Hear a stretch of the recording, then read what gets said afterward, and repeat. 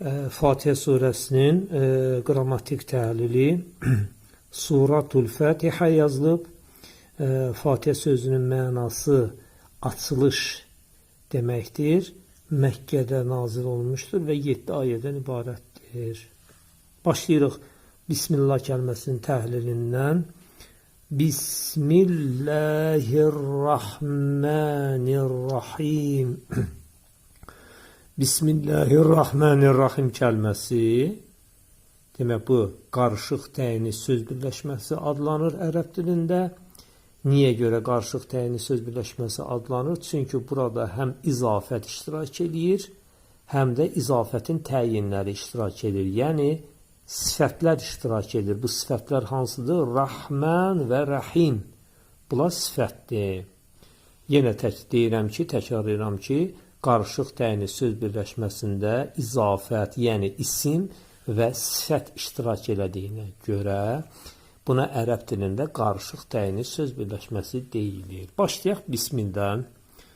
Bismi gördüyünüz kimi aşağıda yazıb adı ilə. Demək ki, ön qoşma, bi, hərficir, üstə gəl, mecrur.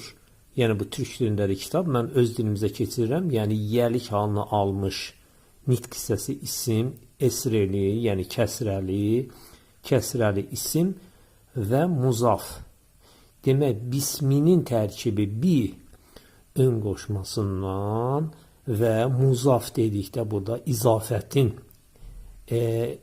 dedikdə qarışıq təyini söz birləşməsinin demək bu birinci tərəfidir. Demək bu ismi təyinlənəndir. Sonra Allah kəlməsi Allahın muzafun ileyhdir, mevsufdur. Nə deməkdir muzafun ileyh?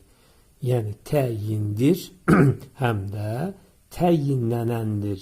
Yəni Allahın sifətini təyin edən Rəhman və Rəhim sifətidir. Ona görə burada yazılıb təyinlənən mevsuf. Demək, qarışıq təyinli söz birləşməsinin birinci tərəfi bismi, ikinci tərəfi Allahi, bismi tərəf və bu tərəf təyinlənən, Allah təyindir, həm də təyinlənəndir. Ər-Rahman, Rəhman, Allah kəlməsinin sifətidir